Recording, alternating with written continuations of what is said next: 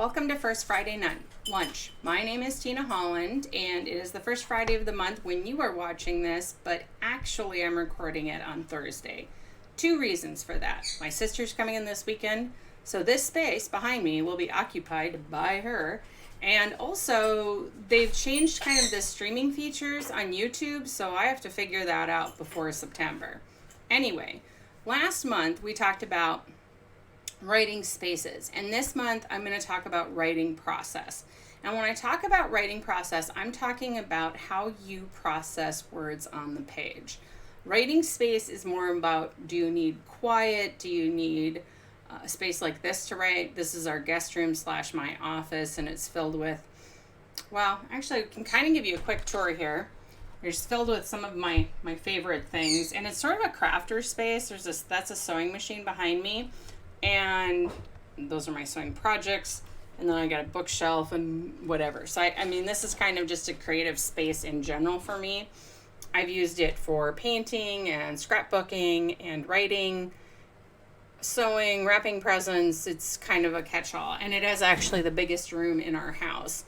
It used to be occupied by my oldest daughter, then my youngest daughter, then my oldest daughter, then my youngest daughter again, and then she had that and her sister's room when her sister went off to college. Then we were in here for a while, and now I've just turned it into a guest room / office. So that's that. But if you need writing space, you kind of need to, when we're talking about writing space, we're talking about spending time in a space that helps you feel creative. This space very much works for me. And I did get a lot of writing done in it when I first converted it, but I have found that writing space is less important to my writing than writing process. And when I talk about writing process, what I'm talking about is the routine of writing that I've set for myself, or if you don't write very frequently, you could maybe even call it the ritual. Because I will say that when I do a lot of things, I'm very ritualistic and in some cases superstitious. So if I'm going to do some creative writing, some of the things I do is I always do my morning pages before I do creative writing.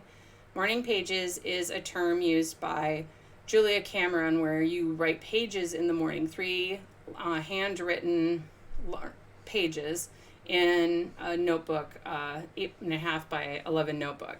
And we've had some discussions on this in the Writers and Garden community because we're doing Finding Water, which is another one of Julia Cameron's books. So we've had discussions around morning pages, artist dates, and walks, I think is one of the things that she added when she wrote Finding Water. If you'd like more information about that group and that community, or even just kind of want to follow along with us, I will go ahead and put the link to the forums down below so you can go ahead and check that out.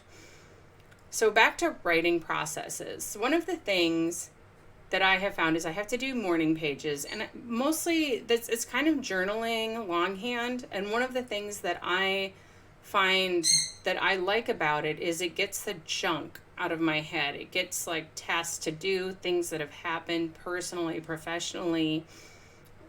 When I had a job, crap with work, like things that I didn't like or whatever. And mostly what it was is it got all that stress and junk and noise out of my head, so that when I went to go work on whatever project I was working on, I was in a clean headspace, basically. I could focus on what I needed to get done, whether it was writing a scene or editing, maybe.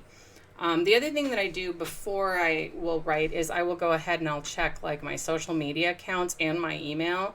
And I usually only spend 30 minutes doing that because it's really just a quick like delete, reply, it's very quick, and I'll do that right before I'm going to write, just so that I don't have those interruptions while I'm writing, or I'm not like, oh, hey, did I say happy birthday to Susan, or shoot, I better go check. So I don't kind of get pulled into that.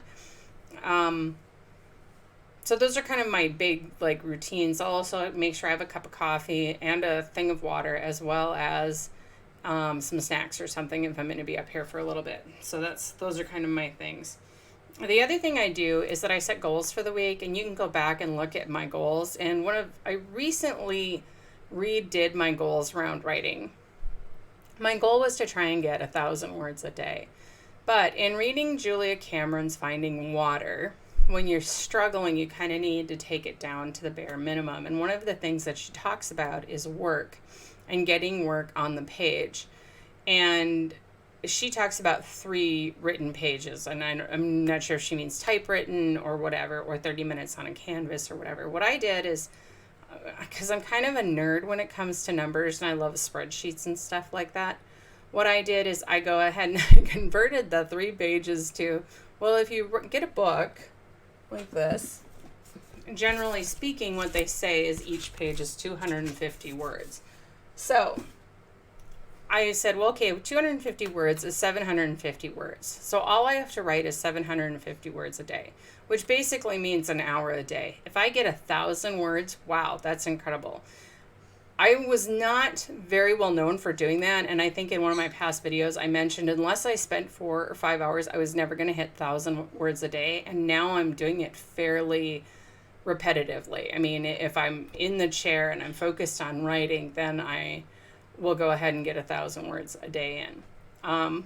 When I was doing in July, we did Camp Nano, and A. Catherine Noon, who is the founder of Writers and Garden, scheduled some button chair time, which fell between like my peak hours, which are 8 a.m. to 11 a.m. I didn't know that until I started tracking stuff. But she scheduled it between 10 and 11 because I have such crappy bandwidth, which you guys are probably noticing in this video. I would write that out longhand. And what I ended up doing was writing about 400 or 500 words in a scene and then typing it up later. Holy cow, that was like amazing to me. And part of it is there was no distraction of video, or there wasn't like, oh, I have to check this Facebook post or this Twitter post or that whatever, because part of it is I really couldn't. If I did, I was gonna like totally mess up the bandwidth and be like that on the video. So I was like, okay, I'll just write out longhand. And it was amazing to me how much I was getting written on longhand, which as a child I used to write like that all the time. So that was surprising to me. So I will say, if you are blocked and you're having problems with your process, maybe try longhand. Go outside, do something, and see if that works better. The other thing I've noticed with longhand is I get super wordy. I'm like the Dickens of whatever with more floral terminology. I'm like, I don't know why that is. When I write it out longhand, I do that. Because you would think typing, I type a little faster than I write. So I don't know. Maybe I'm thinking about it more. So we'll see. Sweating, I apologize. So those are kind of the things that I do. And I have those goal setting. And then the other thing that I did is I said I track my writing. I've been tracking it in a spreadsheet the last 3 books I've done. And what I found out is when I tracked it, and I learned this by, there's a book called The Chunky Method of Writing by, I think it's Ali Peltour. I'll put the link down below so you guys can check it out. But she kind of figures out, like, you figure out what's your, she calls it a chunk, but basically a block of time where you write. Like, let's say you like to write for 30 minutes, like you like to do sprints. I found I like to do sprints much more than I like to just sit down and try and write a scene. I find if I write 20 minutes, I'll probably finish the scene. But I don't like to just say, okay, I'm going to write for 2 hours. I mean, I could, but it's just not as effective for me. So for whatever reason, writing sprints really work for me. I didn't know that before. Well, what I found out reading The Chunky Method was that usually in an hour, I write about 700 words. I write 10 words a minute creatively, which is crazy, but that's what I do. I write 10 words a minute. So I kind of broke it down into like, okay, my peak, I found out I write more in the morning than I do in the afternoon or at night. And I think much like when I had a job Monday through Friday at 3 o'clock is kind of the bewitching hour for me, and I am just wiped. I mean, I had to go grab a cup of coffee or whatever, and I will say anywhere between 3 and 5 were probably like my worst working hours.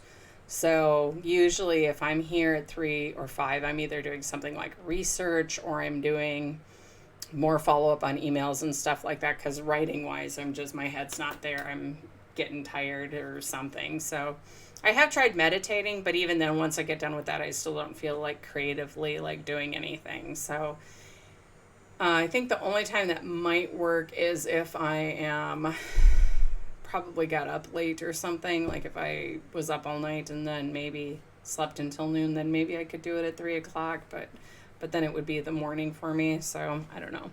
But I found out my peak hours basically are 8 to 11. I like to write during then. And if I write anything longer than 30 minutes, it slows me down to some extent. So yeah, so I discovered that when I kept this spreadsheet. So I'll go ahead and post the link to that. I will actually post one of my spreadsheets in the Writers on Garden form because it's super easy to post that there. The other thing that I do in my writing is the last 2 books I've started using, you could call it Save the Cat Beats, although I haven't read it. I'm just now reading that book. But what I did is there's a book by C.S. Lakin, and it was called The 12 Key Scenes in a Romance, and I've started using that method for most of my books. And I may take things from Save the Cat and employ those in there, and I'll put the template for the 12 key scenes. I will put that also in Writers on Gardens. You guys can see that. But I think really when you're coming down to process, it's like, how are you going to finish the book? Or short story or poem or whatever it is that you are writing, how are you going to finish it and what's going to get you there? And that's what we're talking about when we're talking about process. What routines, rituals, processes will help you finish the book or the craft or whatever it is that you're doing. So I think that's what we're talking about when we're talking about processes. And so those are some of mine. I do morning pages. I work for 30 minutes. I write for up to 2 hours, but in sprinting form. And I'll follow a few people. I follow the Dawdling Writer. She tends to write at like noon, which is starting to hit into my not so productive space. But if she's up, I will go ahead and do that. And that's noon. It's actually, I think, 1 o'clock her time because she's on the East Coast.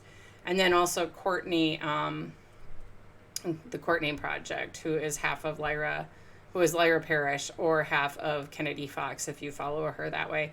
And she writes super late, which is also not a super productive time for me. But I'll watch her recordings, and I will usually do sprints with them.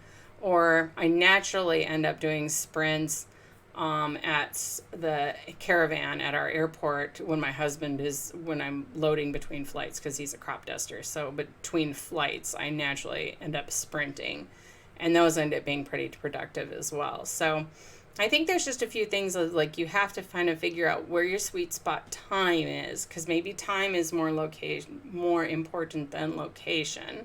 And also creating routine or pattern. Like if you have a Monday through Friday job and you really don't want to sit down and write a book on the weekends, then maybe what you need to do is figure out how to make that more special, I guess. That's a good way to put it. Make it more special. How can you make it work if your goal is to finish a book? If your goal is just to play in the world and see where things lead you, and you don't really care about publication or necessarily finishing because you're really enjoying the journey, then take that into account and kind of plan around that.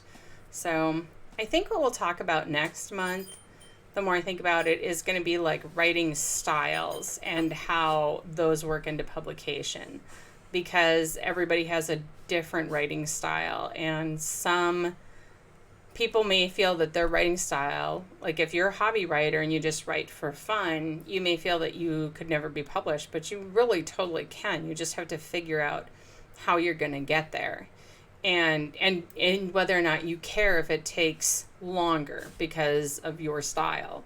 So, and I think I've come to that conclusion too, is I know I can do stuff. This latest book that I'm working on, What Charlotte Wants, which is a Regency, I have written this book faster than I've ever read. I think I started it in April, like right around the pandemic.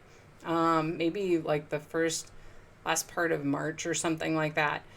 And I am nearly done. I have like 4 scenes I got to write. And I think it's going to end up being shorter. So my 0 draft will probably come in at just over 30,000 words. But then I got to go back and I have to layer it some more. So, because usually my 0 draft is like straight up dialogue, and I have to go back in and put like where people are standing, put clothes on them, put the setting, because the setting is almost, that's so hard for me to do setting. Some people do it so well and I do not. So I do dialogue really well. My stuff looks like a screenplay. So, but I think, yeah, maybe we'll talk about the different writing styles and what that means for publication and how you can manage it if that's one of your goals. If your goal is to just enjoy the process, then maybe it doesn't matter what you're doing. So, unless you're having a hard time with the process because of this pandemic, which I can totally understand. So, I will see you guys next month, I think, and hopefully live when I figure out all this stuff. That'll be September 4th, Friday. So, pencil me in for lunch.